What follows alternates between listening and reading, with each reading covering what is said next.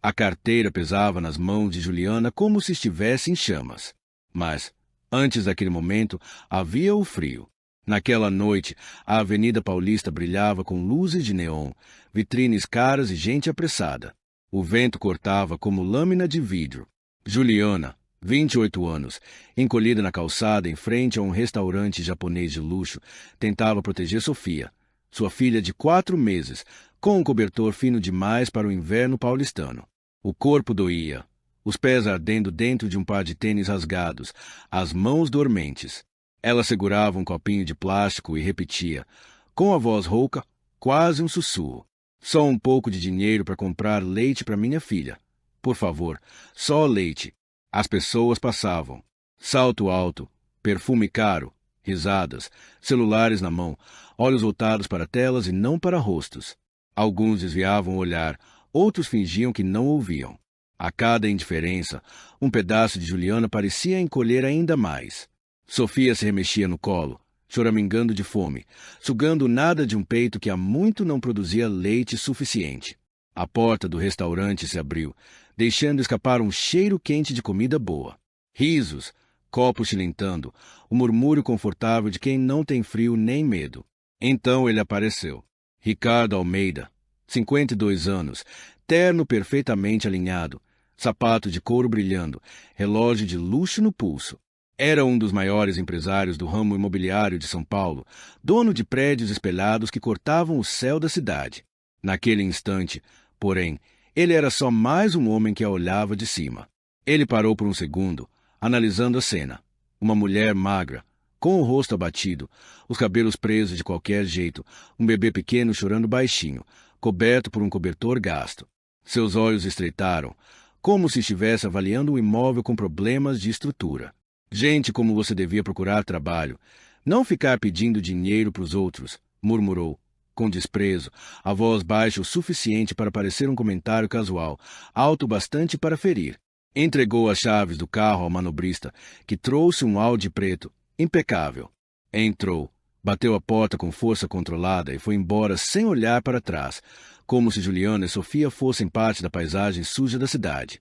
Juliana sentiu o rosto queimar, não pelo frio, mas pela humilhação. Apertou Sofia contra o peito, tentando protegê-la não só do vento, mas do mundo. Poucos minutos depois, quando o Audi já era apenas uma lembrança distante, algo chamou sua atenção. No chão, perto da guia, quase escondida pela sombra do carro que acabará de sair, havia uma carteira de couro, espessa, de um material macio, visivelmente cara. Ela olhou em volta. Ninguém tinha notado. O coração disparou. Devagar, como se o gesto pudesse acionar um alarme invisível, ela esticou a mão e pegou a carteira. Olhou novamente para os lados. Gente passando, carros buzinando, luzes, pressa. Ninguém parecia se importar. Juliana escondeu a carteira debaixo da manta de Sofia, perto do pequeno corpo quente, e voltou a se sentar no seu canto, sentindo o coração martelar dentro do peito. Quando finalmente criou coragem, abriu a carteira atrás de uma coluna, afastada da porta do restaurante. O ar lhe faltou por um segundo. Havia um maço de notas, cuidadosamente dobradas. Ela contou devagar, como se pudesse estar vendo errado. R$ 8.500. Além disso, havia vários cartões de crédito Black e Platino, cartões de visita, documentos. Pegou o RG. Ricardo Almeida. Abaixo, o nome de uma grande incorporadora imobiliária, o logotipo conhecido que ela já tinha visto em outdoors e anúncios. Ele era CEO. Entre os cartões, um pequeno porta-fotos de plástico. Nele, Ricardo aparecia mais jovem, com um sorriso aberto. Nos seus braços, uma menina de 7 ou 8 anos, cabelos cacheados, olhos brilhantes, abraçando com força. A expressão dos dois era de uma alegria que, para Juliana, parecia pertencer a outro planeta. Ela engoliu em seco. Olhou para Sofia, que dormia com a boquinha entreaberta, o rostinho corado de frio. Com esse dinheiro eu posso comprar leite, fraldas, comida, talvez até um quarto para a gente. Posso sair da rua. Posso respirar, pensou, sentindo a esperança e a culpa se enfrentarem dentro dela. Mas a foto insistia em ficar ali, na sua frente. Um homem abraçando a filha, Um pai com a menina. Um pai. Ele também teve uma filha. Ele também foi pai. Sussurrou para si mesma. Aquela noite pareceu não acabar nunca.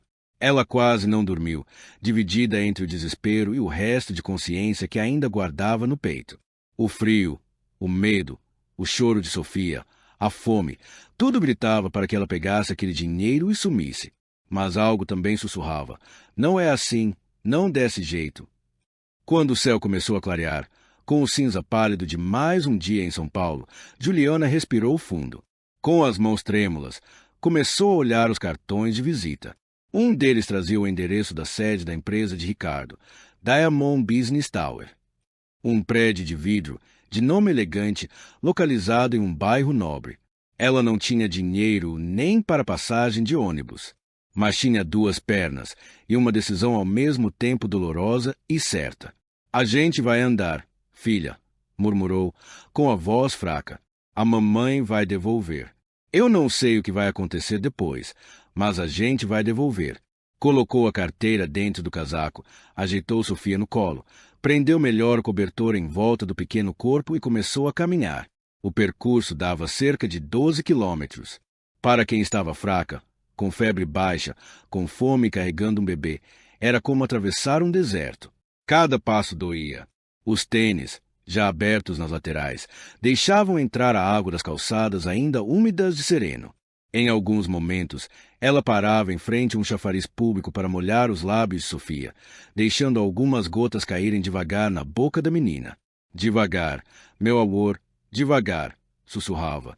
As pessoas continuavam a passar sem vê-la. Alguns olhavam com pena, outros com desconfiança, mas ninguém parava. Ela sentia o peso do julgamento silencioso, acostumada a ser invisível. O que a mantinha em pé era o coração da filha batendo juntinho do seu.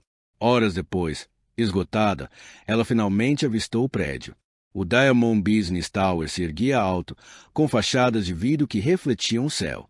Na entrada, seguranças de terno escuro, roletas, câmeras, tudo impecavelmente organizado. Juliana se aproximou, ajeitando o cabelo, como se isso pudesse torná-la mais digna naquele cenário. Um dos seguranças a viu chegando e já levantou a mão, num gesto de bloqueio. Aqui não é lugar para pedir, dona. Vai para outro canto, por favor. Eu não estou pedindo dinheiro, respondeu, com a voz falhando. Eu só preciso falar com o senhor Ricardo Almeida. Eu achei a carteira dele. O segurança arqueou a sobrancelha, claramente desconfiado. Ah, tá. Já vi esse truque. Achei a carteira do dono. Achei o celular. Depois some com tudo. A senhora não entra. Juliana apertou a carteira dentro do casaco, o medo apertando o peito. Se entregasse ali, e se eles ficassem com tudo e a acusassem de roubo, ninguém acreditaria nela. Era uma mulher de rua, com um bebê no colo. Quem iria ouvir sua versão? Eu não vou entregar para ninguém além dele, insistiu. É sério. Eu só quero devolver. Eu não peguei nenhum dinheiro. Por favor, deixe ele saber que eu estou aqui. Os seguranças se entreolharam. Um deles bufou, impaciente. A gente já viu muito golpe assim. Moça, dá a carteira aqui. Ela recuou um passo, apertando Sofia contra si. Não, eu só saio daqui se ele souber que eu estou aqui. Por favor, é muito importante. A insistência dela, a firmeza na voz, ainda que trêmula, acabaram chamando a atenção de outros funcionários que passavam pela recepção.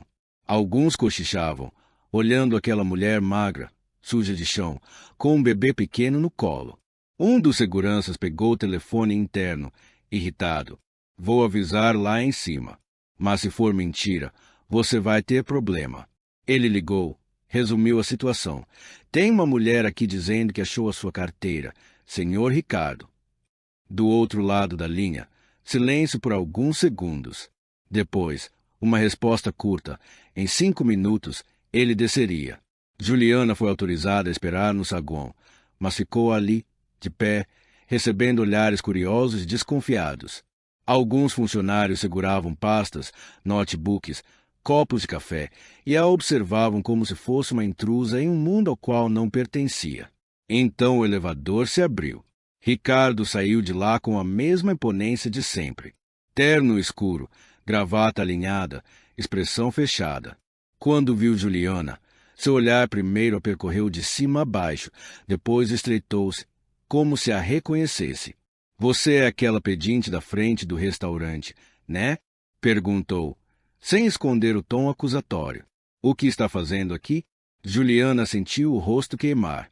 Por um momento, quis desaparecer, mas respirou fundo, puxou a carteira de dentro do casaco e a estendeu com as mãos trêmulas. O senhor deixou cair ontem. Eu encontrei. Ricardo pegou a carteira sem agradecer. Abriu-a ali mesmo, diante de todos. Começou a contar o dinheiro, nota por nota, conferindo com atenção. Depois passou os dedos pelos cartões, pelos documentos. Nada faltava. Tudo estava exatamente como quando havia caído do bolso do terno na noite anterior. Por um instante, algo suave passou pelos olhos dele. Uma surpresa, talvez. Mas foi rápido demais, logo substituído novamente pela rigidez. Ele tirou R$ 200 da carteira e estendeu as notas para ela. Aqui. Pela honestidade. Pode ir agora. Juliana olhou para o dinheiro. Aquele valor poderia comprar leite, fraldas, talvez um pouco de comida. Era muito, para quem não tinha nada. Mas não era aquilo que a tinha trazido até ali. O saguão inteiro parecia ter prendido a respiração. Alguns funcionários observavam discretamente a cena, fingindo mexer no celular.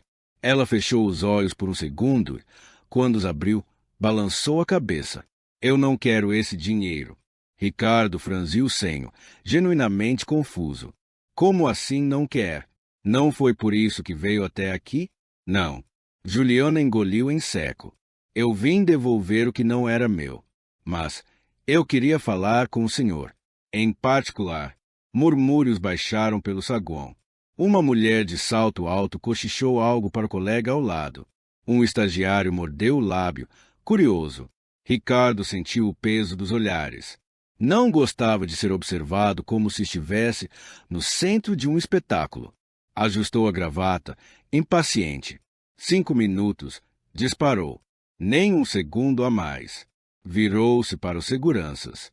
Levem ela até a sala de reunião pequena do segundo andar. Eu já subo. Pouco depois, Juliana estava sentada em uma cadeira macia demais para alguém acostumado a calçadas duras. A sala tinha uma mesa grande, uma tela na parede, ar-condicionado gelado demais. Ela tremia, sem saber se era de frio, medo ou doença. Ricardo entrou. Fechou a porta atrás de si, apoiou as mãos na mesa e a encarou. Muito bem. Você já devolveu a carteira. Eu já te ofereci uma recompensa e você recusou. O que você quer, afinal? Ela respirou fundo. Olhou para Sofia, que dormia no seu colo, exausta. O choro da menina naquela madrugada ecoava ainda nos seus ouvidos. A dor no peito apertava. O corpo ardia em febre baixa, e ela sabia que não tinha mais tempo. As palavras saíram como um desabafo que ela vinha empurrando para dentro há meses. Eu não quero dinheiro, senhor Ricardo. Eu quero que o senhor fique com a minha filha. Por um tempo. O silêncio na sala foi tão denso que parecia ter peso. Ricardo piscou devagar, como se não tivesse entendido. O quê? Eu quero que o senhor cuide da Sofia por um tempo, repetiu, a voz embargada. Eu não tenho casa, não tenho emprego, não tenho família. Eu tô doente. Eu acho que é pneumonia. Eu tô tossindo sangue. Se eu for pro hospital sozinha, eles podem tirar ela de mim. Eu tenho medo dos órgãos do governo. Medo de ela ir para um lugar qualquer, com desconhecidos. Eu não quero que minha filha morra de frio, de fome. Eu preferia que ela ficasse com alguém que pode dar tudo que eu nunca pude. Ela começou a chorar, tentando manter a voz firme. Eu vi a foto na sua carteira. A sua filha, quando era pequena, o jeito que o senhor segurava ela. Eu sei que o senhor já foi pai, que o senhor sabe cuidar. Eu não quero dinheiro, eu quero uma chance para Sofia. Ricardo arregalou os olhos, atônito. A raiva subiu como fogo. Você enlouqueceu? Explodiu. Isso é algum tipo de chantagem? Você queria me devolver a carteira e agora quer que eu adote sua filha. Acha que dinheiro compra tudo, inclusive crianças? Não. Juliana tentou explicar, mas a voz falhou. Eu não estou vendendo minha filha. Eu estou pedindo para ela viver. Eu não aguento mais ver ela passando fome. Eu sei que eu não vou aguentar muito tempo. Eu sinto, meu corpo, eu sei. E eu tô com medo de morrer e deixar ela sozinha na rua. Os olhos dele endureceram. Você precisa de ajuda médica, não de um acordo absurdo. E, sinceramente, eu não sei se isso não é só um teatrinho para conseguir alguma vantagem. Os ombros de Juliana caíram, mas ela ainda não tinha contado tudo. Se era para ser julgada, que fosse por inteiro. Então começou a falar. Contou que cresceu nas periferias de São Paulo, em barracos que mal paravam em pé, que nunca conheceu o pai. A mãe, Dona Teresa, trabalhava como faxineira em casas de família e escritórios, saindo de madrugada e voltando exausta, mas ainda assim encontrando um jeito de abraçar a filha e perguntar sobre o dia. Minha mãe foi tudo o que eu tive, disse, a voz quebrada. Ela limpava o chão dos outros, mas fazia isso com orgulho. Vivia dizendo que trabalho não envergonha ninguém. Só que ela adoeceu. Câncer. Eu tinha 25 anos quando perdi ela. E, quando ela se foi, eu perdi o último lugar seguro que eu tinha. Depois veio Marcelo. Um homem com sorriso fácil, camisa cheirosa, uma atenção que Juliana nunca tinha recebido. Ele apareceu no momento em que ela se sentia vazia, e essa combinação era perigosa. Ele dizia que eu era especial, que ia me tirar da vida difícil, que a gente ia construir tudo junto. Quando eu engravidei, achei que era o começo da família que eu nunca tive. Ele prometeu que ia ficar, que seria diferente de todos os outros homens que somem. Ela deu um sorriso amargo. Quando eu estava com 3 meses de gravidez, ele desapareceu. Sumiu. Telefone desligado, rede social apagada, como se nunca tivesse existido. Juliana, então, passou a trabalhar como faxineira em um pequeno escritório, com salário mínimo e poucas garantias. A gravidez complicou. Sofia nasceu prematura, ficando semanas no hospital. Juliana vivia entre o trabalho e os corredores cheios de cheiro de desinfetante e choro contido. Eu faltava demais, porque precisava ficar no hospital com ela. O patrão dizia que entendia, mas pouco tempo depois me mandou embora. Disse que precisava de alguém mais disponível. Com o tempo, eu não consegui pagar o aluguel. Fui despejada. E eu me vi com um bebê prematuro no colo e nenhuma porta aberta. Ela parou para respirar, sentindo uma pontada no peito. Tossiu. Um gosto metálico subiu à boca. Por reflexo, levou a mão aos lábios. Quando olhou, havia um pequeno rastro de sangue. Eu tenho tossido assim há semanas, murmurou. Às vezes vem febre. Eu sinto o peito arder. Mas se eu for sozinha para o hospital, vão falar que eu não tenho condição nenhuma de cuidar da Sofia. E vão tirar ela de mim. Eu não quero perder minha filha, mais do que já perdi tudo. Ricardo observava, em silêncio agora. A raiva dava lugar a algo mais complicado, um desconforto que ele não queria nomear. Por que você acha que eu seria diferente? Perguntou, ríspido, como se estivesse se defendendo de algo. Ela apontou com o queixo para a carteira sobre a mesa. Pela foto, o jeito que o senhor segurava sua filha, o brilho no olho dela. Quem olha assim para um filho sabe amar. Eu vi isso no meu olhar, quando olho para Sofia. O senhor já perdeu muita coisa, eu sei, mas a voz dela se quebrou. Eu tô com medo de perder tudo. Ele fechou os olhos por um instante. A imagem de Isabela, sua filha, apareceu nítida. O sorriso com 2 dentes à frente faltando, os cachos bagunçados, a gargalhada rouca. E, junto com a imagem, veio a dor que ele passará anos tentando enterrar. A menina da foto se chama Isabela, disse, finalmente, quase num sussurro. Ela tinha 8 anos quando morreu. Leucemia. Foi a primeira vez que ele falou da filha em voz alta com um estranho. Contou que tinha gasto tudo que o dinheiro podia comprar. os melhores hematologistas, as clínicas mais caras, os tratamentos experimentais. Dormiu em cadeiras de hospital. Segurou a mão dela enquanto ela encolhia diante dos seus olhos. Ouviu os gritos de dor e as noites de febre. E, um dia, o monitor parou de apitar. O enfermeiro abaixou a cabeça. O mundo dele desabou. Eu segurei ela nos braços quando ela deu o último suspiro. Continuou, encarando um ponto distante na parede. E, naquele dia, eu decidi que nunca mais ia me apegar a ninguém. Que não valia a pena.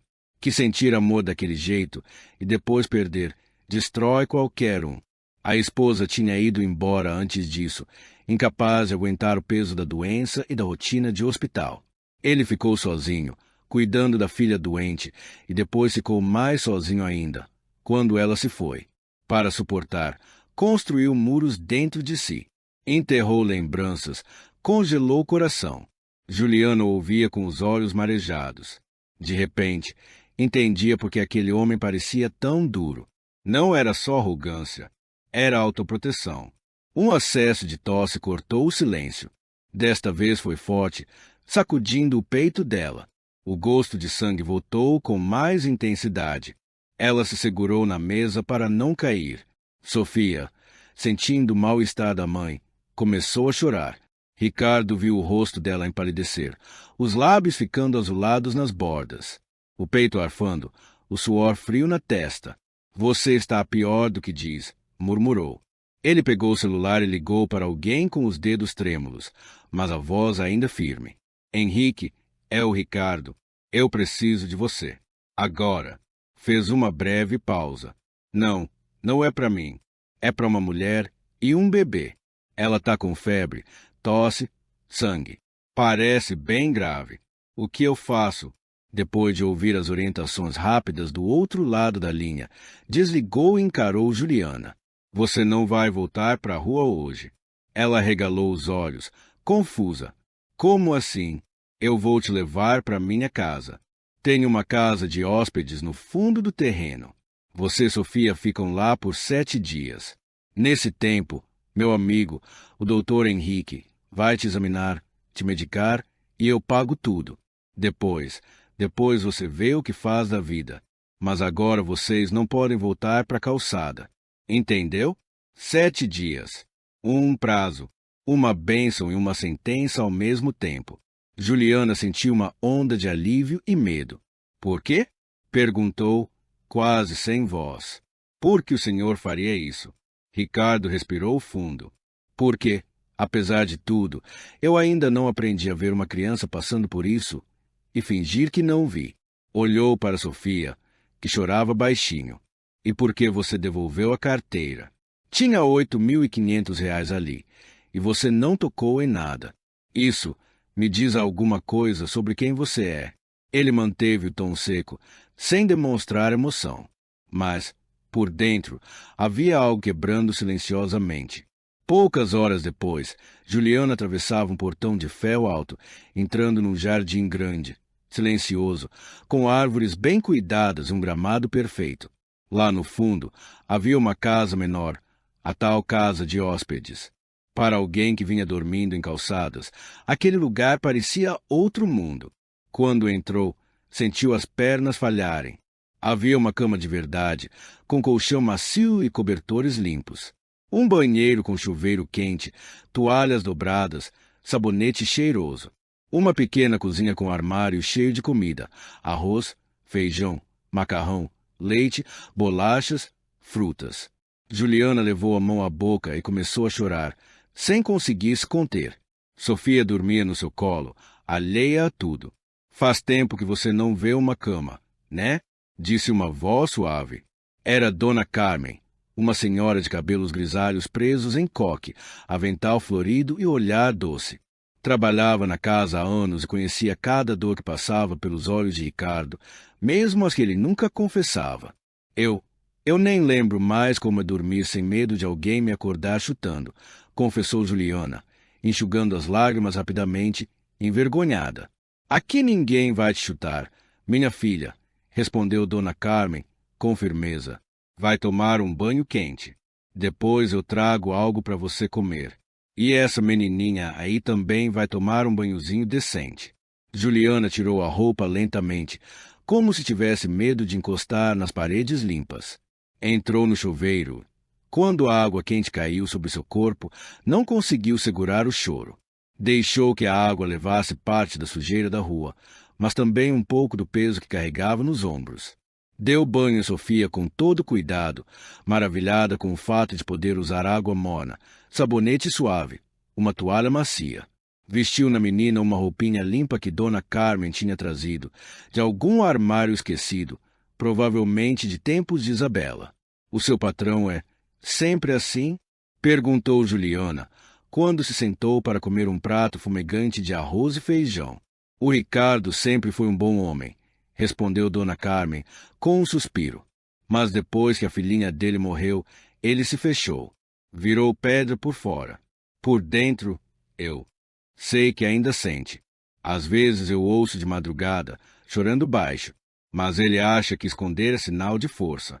Naquela mesma tarde, o doutor Henrique apareceu. Um homem de meia idade, jaleco branco, olhar atento. Ele examinou Juliana com cuidado, escutando o peito com o estetoscópio, medindo a febre, pedindo exames rápidos. O diagnóstico veio logo: pneumonia bacteriana avançada, combinada com desnutrição severa. Se ela tivesse ficado mais uns dias na rua desse jeito, a coisa ia ficar muito feia, comentou Henrique com Ricardo, do lado de fora da casa de hóspedes. Mas ainda dá para reverter. Vou entrar com um antibiótico forte, xarope, suplementos. Ela precisa se alimentar bem, descansar e não pegar mais esse frio todo. Os dias seguintes foram uma mistura de dor e esperança. Juliana tomava os remédios, tosia muito, suava, mas começava a sentir a febre baixar lentamente. Cada respirada ainda doía, mas já não parecia que o peito ia explodir. Dona Carmen a ajudava com Sofia, preparando sopas, mingaus, ajeitando os travesseiros.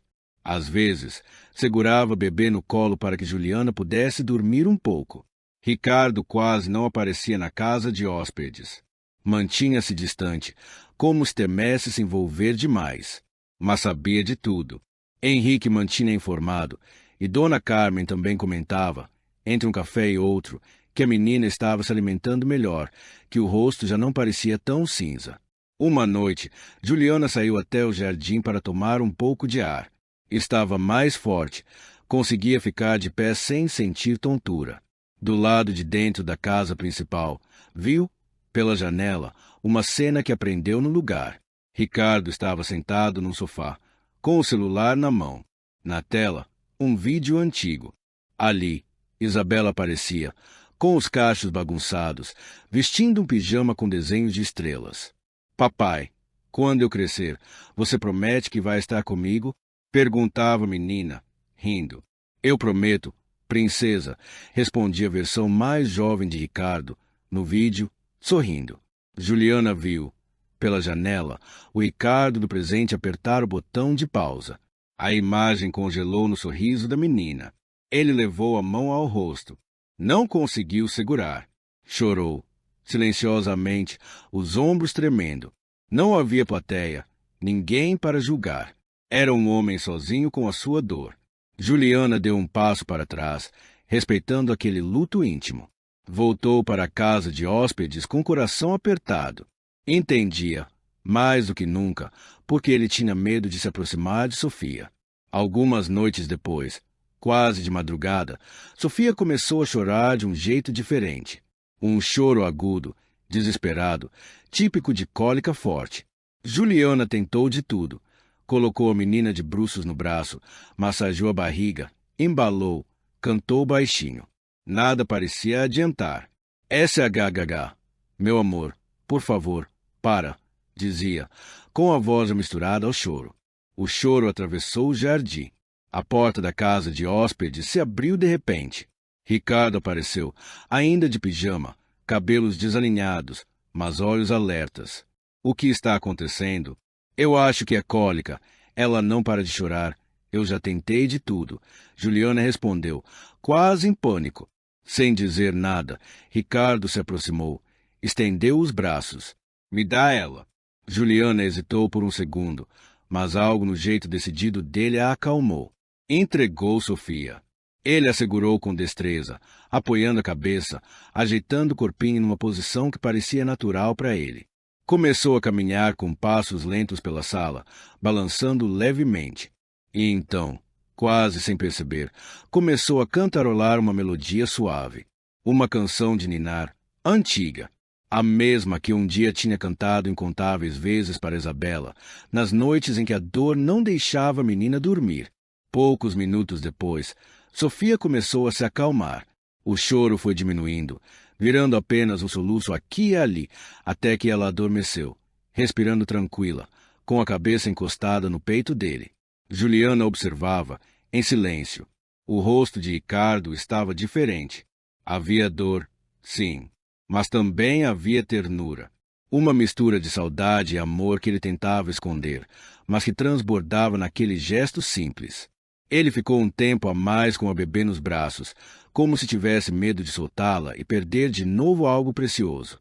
Quando percebeu que Juliana o observava, pareceu se assustar com o próprio descontrole. Limpou os olhos rapidamente, devolveu Sofia com cuidado e murmurou, seco: "Foi só cólica. Vai passar." Virou-se e saiu apressado, quase fugindo de si mesmo. No quinto dia, Fernando, o irmão de Ricardo, apareceu para uma visita. Advogado, bem vestido, acostumado a ver o mundo em termos de contratos, riscos e vantagens. Ao saber da história da mulher encontrada na rua, da carteira devolvida, da casa de hóspedes, não escondeu a irritação. "Você enlouqueceu, Ricardo", disse, na sala principal, sem perceber que Juliana conseguia ouvir parte da conversa pela janela. "Você traz uma desconhecida para dentro de casa, com um bebê, e acha que isso é normal? E se for tudo um golpe? E se ela estiver te manipulando?" Ela devolveu R$ 8.500. Fernando retrucou Ricardo, firme. Não tocou em nada. Pessoas que querem dar golpe não fazem isso. Ou fazem justamente isso para ganhar sua confiança e depois arrancar o resto. Reagiu o irmão. "Desde que Isabela morreu, você anda quebrado, vulnerável. Qualquer história triste te pega. E eu entendo, eu realmente entendo. Mas você precisa se proteger." "Eu me protegi demais", cortou Ricardo, a voz mais baixa. "E olha onde isso me trouxe." Fernando suspirou, passando a mão nos cabelos. "Eu só não quero que você tente substituir a Isabela. Ela era única. Essa menina não é ela." "Eu sei disso", respondeu Ricardo, com amargura. "Justamente por saber o que é perder uma criança que eu não consigo virar as costas para outra." Fernando ficou em silêncio por alguns segundos. Depois balançou a cabeça, frustrado. "Só toma cuidado, tá?" Juliana, ouvindo a conversa, sentiu uma pontada no peito. Não queria ser peso, nem motivo de briga. Era grata, profundamente, mas também sabia que aquele lugar não era seu, não de verdade. No sexto dia, a febre tinha praticamente desaparecido. Juliana conseguia respirar melhor, ainda fraca, mas com mais firmeza nas pernas. Doutor Henrique ficou satisfeito com o progresso, mas alertou: "Você melhorou, mas ainda precisa terminar o tratamento. E, principalmente, precisa de estabilidade. Se voltar para a rua, isso volta tudo de novo, ou pior." À noite, Dona Carmen entrou na casa de hóspedes com uma expressão preocupada. "Amanhã é o 7º dia, minha filha." Juliana já sabia. A contagem estava marcada na pele. "E depois?" perguntou Dona Carmen. "Você tem algum plano?" Juliana olhou para Sofia, dormindo no berço emprestado. "Eu não posso ficar aqui para sempre, Dona Carmen. O senhor Ricardo deixou claro que era por 7 dias. Eu não quero abusar. Eu vou tentar procurar um abrigo, um albergue, talvez algum programa social. Eu não sei. Você ainda está fraca, Juliana. Eu estou mais forte do que estava quando cheguei aqui." Ela deu um sorriso triste. "E eu aprendi uma coisa com esses dias. Eu não posso fugir do mundo para sempre. Uma hora eu vou ter que encarar os órgãos públicos, pedir ajuda de verdade. Eu só tenho muito medo de tirarem a Sofia de mim." Dona Carmen apertou a mão dela. Você é uma boa mãe. E isso já é muito. Naquela madrugada, por volta das 3, o silêncio da casa era quebrado apenas pelo som distante da cidade adormecida. Juliana, porém, não conseguia dormir. Ficou sentada na beira da cama, olhando Sofia respirar. Se eu ficar aqui, o que eu sou? Uma intrusa. Um lembrete vivo da dor dele, pensava. E se eu for embora, o que vai ser da gente? No fim, tomou uma decisão que parecia ser a única que não machucava ainda mais. Sentou-se à pequena mesa da cozinha, pegou uma folha de papel e uma caneta que Dona Carmen tinha deixado ali e começou a escrever uma carta, com a letra trêmula. Senhor Ricardo, eu não tenho palavras para agradecer os últimos dias. Foram os dias mais quentes, mais seguros da minha vida e da vida da minha filha. O Senhor me salvou, e eu nunca vou esquecer disso. Mas eu sei que sua casa é um lugar cheio de memórias que doem. Eu vi o quanto o Senhor sofre. E eu não quero ser mais um peso, nem alguém que reabre uma ferida que o Senhor passa anos tentando fechar. Por isso, eu decidi ir embora antes do prazo terminar. Não por ingratidão, mas porque eu quero tentar seguir pelo caminho certo. Vou procurar ajuda nos lugares oficiais, tentar achar um abrigo, algum programa social. Vou ter medo, mas não posso fugir para sempre. Obrigado por cada prato de comida, cada banho quente, cada noite em que a minha filha dormiu sem sentir frio. Que Deus abençoe o Senhor. Juliana. Ela deixou a carta dobrada sobre a mesa, num lugar visível. Pegou Sofia no colo, colocou algumas poucas roupas e fraldas na velha mochila, respirou fundo e, antes que o sol nascesse, saiu silenciosamente da casa de hóspedes. O jardim ainda estava escuro, coberto de umidade. Juliana caminhou rápido, com o coração apertado, sem olhar para trás. O que ela não sabia era que, naquela mesma noite, Ricardo também não dormia. Inquieto, andava de um lado para o outro no quarto. Em algum momento, se aproximou da janela e, ao olhar para o jardim, viu uma sombra se movendo. Reconheceu a silhueta magra, o bebê no colo, a mochila nas costas. Não, murmurou, sentindo o pânico subir. Por um instante, ele não estava mais no quarto. Estava de novo num corredor de hospital, vendo uma maca sendo empurrada e a filha ficando cada vez menor no fim do corredor, até desaparecer. A sensação de perda voltou inteira, brutal. Ele vestiu qualquer roupa que encontrou, pegou as chaves do carro e saiu às pressas. Juliana, do lado de fora, tentava alcançar algum tipo de abrigo. Primeiro, procurou um centro de acolhimento para mulheres, mas descobriu, ao chegar, que as vagas estavam lotadas. Caminhou mais um pouco, o corpo voltando a sentir o peso da doença. A febre, que parecia ter se acalmado, dava sinais de retorno. A respiração ficou mais pesada. Seguiu em direção a um albergue municipal na região da Sé, onde diziam que sempre havia alguém atendendo. As ruas começaram a ficar mais cheias de pessoas em situação parecida. Homens e mulheres enfileirados, cobertores velhos, cheiro de suor, de mofo, de abandono. Ao chegar ao barulho e à confusão do albergue, o corpo pediu arrego. O calor humano ali dentro não era conforto, era sufocante. O cheiro forte misturado à própria dificuldade de respirar fez o mundo girar. Juliana encostou na parede, perto de um corredor que levava aos banheiros. Sentou no chão porque as pernas já não aguentavam. Sofia choramingava, incomodada com o ambiente. O suor escorria pela testa de Juliana, os lábios estavam quase roxos. Tentou chamar alguém, mas a voz não saiu. O barulho era grande demais, e ela era pequena demais. Do outro lado da cidade, Ricardo dirigia como um homem que tinha algo urgente a recuperar. Passou por diferentes pontos de atendimento, perguntando por uma mulher jovem com um bebê. Ouviu não algumas vezes, ouviu portas fechadas, viu filas longas do lado de fora de alguns centros. A cada negativa, o nó na garganta apertava mais. Ela não pode simplesmente ter desaparecido, murmurava, como se estivesse falando consigo mesmo, mas na verdade conversando com o fantasma de Isabela que o acompanhava silenciosamente. Finalmente, Chegou ao albergue da região da Sé. O lugar era grande, barulhento, cheio. Ricardo entrou, o cheiro forte o atingindo imediatamente. Tinha vontade de sair dali, mas a imagem de Juliana e Sofia o empurrou para frente. Andou pelos corredores, olhando uma por umas pessoas encostadas nas paredes, deitadas no chão, sentadas em bancos. E então ouviu um choro de bebê, fraco, quase abafado, vindo de um canto próximo aos banheiros. Ele se virou e viu Juliana. Ela estava encostada na parede, escorregada quase até o chão, com o corpo mole, os olhos semicerrados, a respiração curta, os lábios arroxeados. Sofia, no colo, chorava, incomodada, mas ainda viva, agarrada à blusa da mãe. Juliana chamou ele, correndo até ela. Ela abriu os olhos com dificuldade, como se estivesse emergindo debaixo d'água.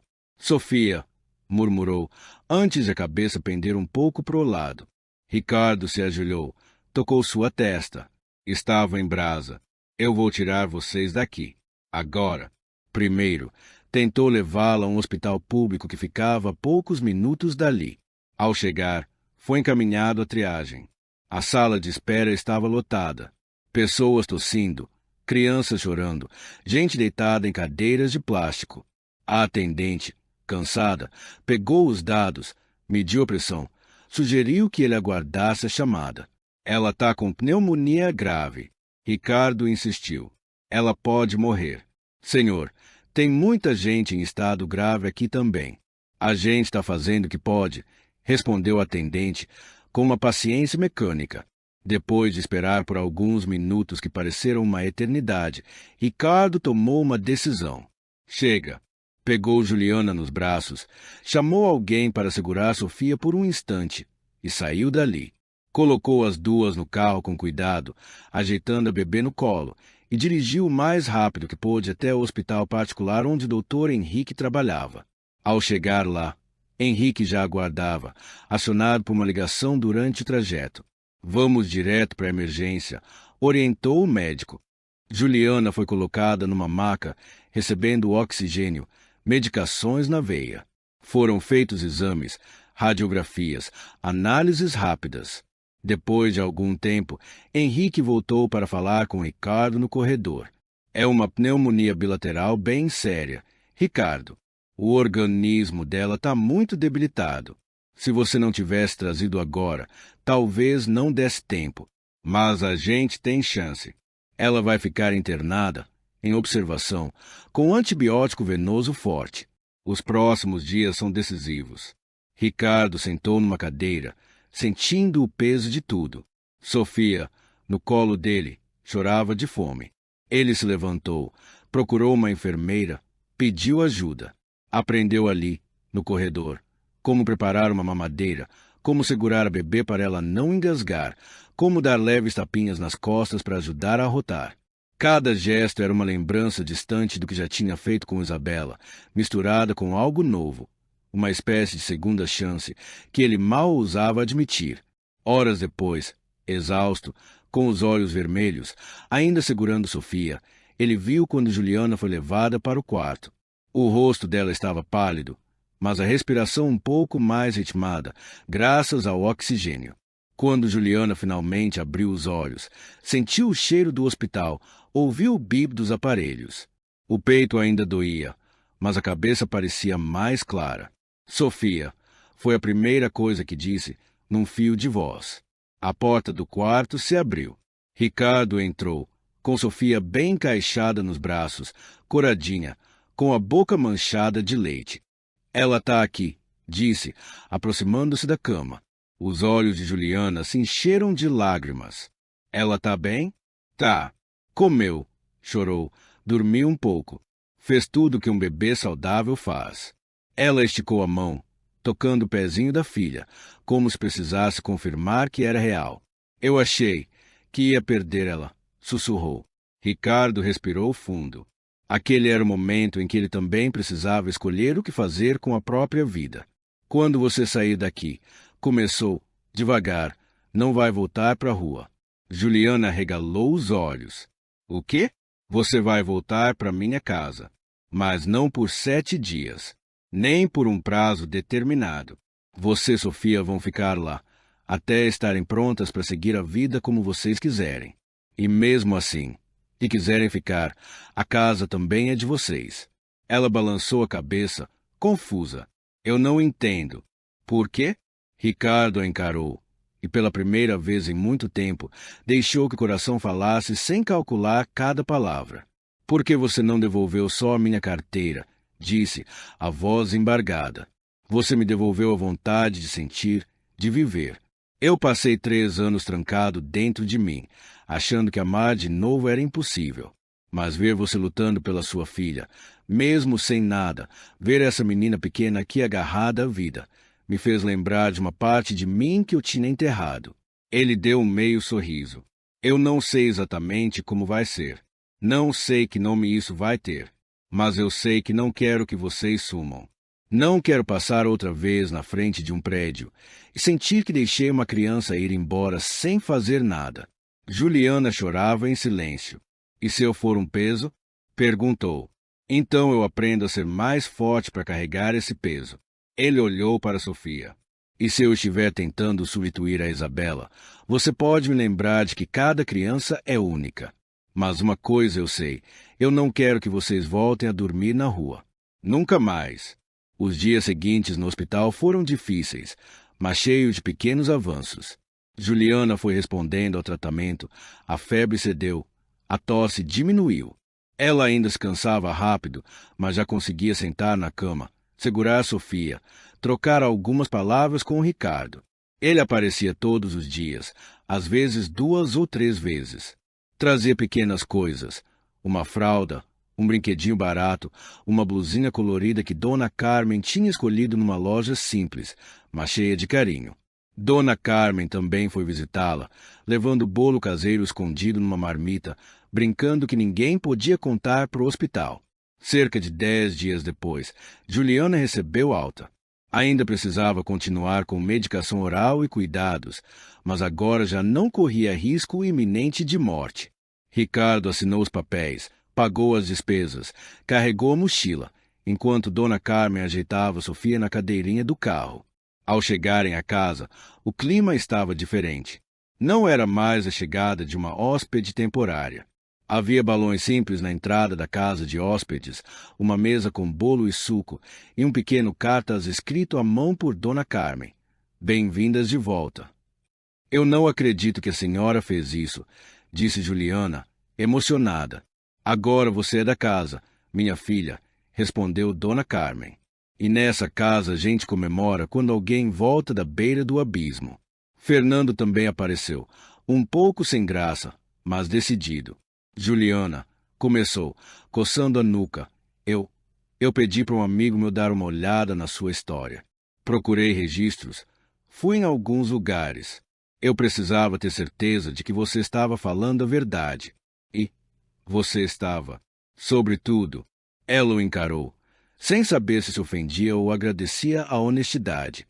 Eu julguei você sem te conhecer. E sinto muito por isso. Ele suspirou. Como advogado, eu posso te ajudar com algumas coisas. Registrar a Sofia corretamente, ver questões de programas sociais, talvez conseguir algum benefício temporário. Não cobro nada. Considere isso parte do meu pedido de desculpas. O tempo começou a passar com um ritmo diferente. Meses se foram. Juliana engordou alguns quilos. O rosto voltou a ter cor. As olheiras foram diminuindo. Sofia cresceu.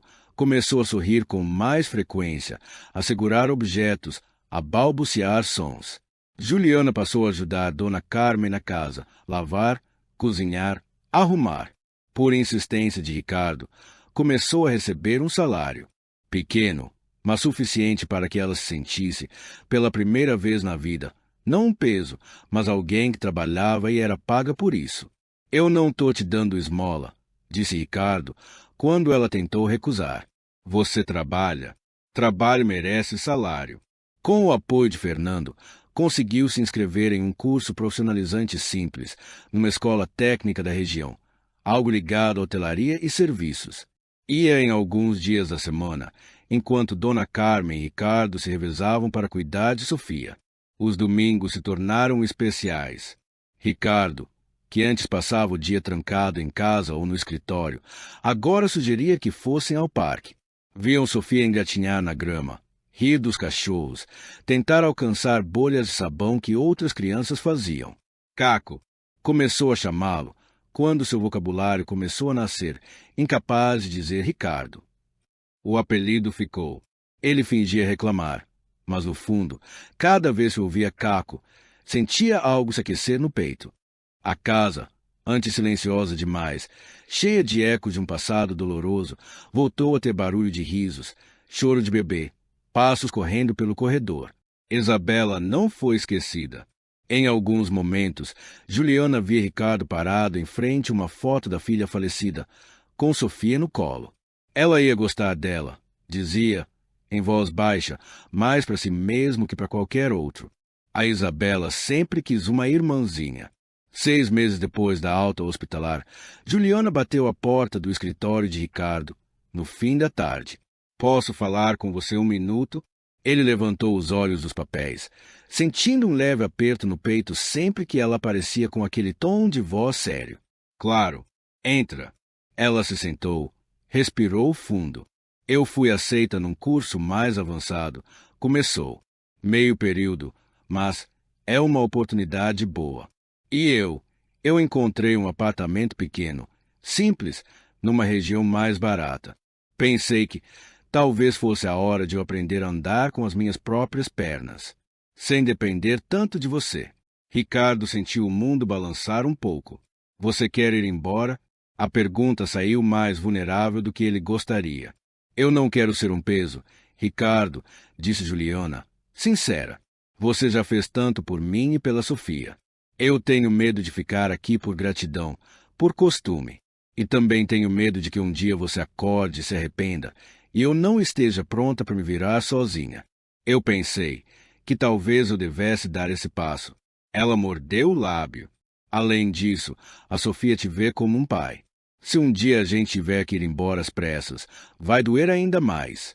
Ele ficou em silêncio por alguns segundos, encarando as próprias mãos. Depois se levantou, deu a volta na mesa e se sentou à frente dela, sem barreiras físicas. Juliana, você acha que eu deixei você entrar na minha vida porque eu estava com pena? Perguntou, com gentileza. No começo, talvez um pouco. Eu vi uma mulher quase morrendo, com um bebê no colo, e eu não consegui virar as costas. Mas hoje não é mais isso. Ela o olhou, com os olhos marejados. Então o que é? Ricardo respirou fundo, como quem se prepara para pular de um lugar alto sem saber se há água embaixo. Hoje, você é parte da minha família. Você e a Sofia. Essa casa, sem vocês, ia voltar a ser um túmulo. Eu não quero isso. Eu sei que a minha dor pela Isabela nunca vai sumir. Eu não quero que suma, porque ela merece ser lembrada. Mas, com vocês aqui, eu aprendi que a dor e o amor podem dividir espaço. Ele fez uma pausa. Eu não quero que vocês vão embora. Não porque eu precise substituir a minha filha, mas porque eu amo vocês. De um jeito que eu achei que nunca mais fosse sentir. Juliana sentiu o coração dar um salto. Lágrimas escorreram antes que ela conseguisse impedir. E se eu estiver confundindo tudo? Disse, a voz baixa. Se for só gratidão da minha parte, se eu estiver aceitando ficar aqui porque sinto que devo minha vida a você, a gente pode descobrir juntos, respondeu ele, com honestidade. Não estou te pedindo nada agora. Nem casamento, nem promessas. Estou só dizendo que essa casa é sua, é da Sofia. Que vocês não são um favor que eu fiz. São uma escolha que eu faço todos os dias. Ela sorriu, entre o medo e um tipo novo de esperança. Eu tenho medo. Eu também, admitiu ele. Mas, pela primeira vez em anos, eu tenho medo de perder algo bom. E isso já é um sinal de que eu estou vivo. 1 ano depois daquela noite fria na Avenida Paulista, o jardim da casa ganhou um novo significado. Era fim de tarde. O sol se deitava por trás dos prédios, tingindo tudo com uma luz dourada suave. No gramado, Sofia, Agora, com 1 ano e 4 meses, tentava dar seus primeiros passos sem apoio. Juliana chamava, de um lado, vem, filha, vem com a mamãe. Do outro lado, Ricardo, agachado, braços abertos. Vem, Sofia, o Caco tá aqui. Ela olhava de um para o outro, equilibrando-se. Deu um passo, depois outro, cambaleando, quase caindo, mas se endireitando. No terceiro passo, o corpo perdeu o eixo. Numa pequena corrida desengonçada, ela caiu direto nos braços de Ricardo, que a ergueu no ar com uma gargalhada que parecia limpar anos de angústia. Juliana observava a cena com os olhos cheios de lágrimas. Via a filha rindo alto, as perninhas gorduchas balançando, as mãozinhas se esticando para tocar o rosto de Ricardo. Via o homem que um dia a olhou com desprezo na calçada, agora segurando sua filha como se fosse o bem mais precioso do mundo. O coração dela se encheu de gratidão e incredulidade. Como foi que eu vim parar aqui? Pensou. Como uma carteira caída na calçada mudou tudo. Ricardo, por sua vez, às vezes passava novamente pela Avenida Paulista em compromissos de trabalho. Quase sempre acabava desacelerando ao passar em frente ao mesmo restaurante japonês. Aquele ponto específico da calçada, onde um dia perdeu dinheiro, agora tinha outro peso. Não era mais o lugar da distração de um homem rico que deixou cair uma carteira. Era o ponto exato em que o destino decidiu intervir. Em vez de lamentar a perda das notas, ele agradecia, em silêncio, por elas terem caído, porque foi ali, naquela perda material, que ele ganhou algo muito maior, uma nova família. E assim, a história de Juliana, Sofia e Ricardo se costurou, ponto a ponto, através de escolhas difíceis. Às vezes, na vida, uma carteira cai nos nossos pés. Pode ser uma oportunidade, uma tentação, um atalho fácil. A gente pode escolher o caminho mais simples, pegar o que não é nosso, fechar os olhos para o certo e seguir. Ou pode escolher o caminho mais difícil, devolver, encarar o medo, confiar que, de algum jeito, fazer o que é certo nunca é em vão. Juliana devolveu a carteira. Em troca, ganhou algo que dinheiro nenhum compra.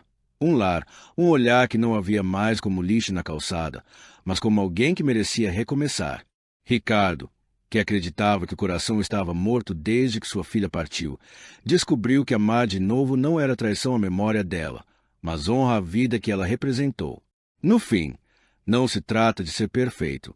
Se trata de, diante da escolha entre o fácil e o certo, ter coragem de escolher o certo, mesmo tremendo, mesmo chorando, mesmo sem saber o que vem depois.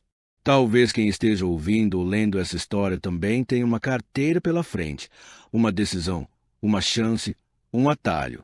Que essa história lembre que, por trás do gesto certo, às vezes existe um futuro inteiro esperando para nascer.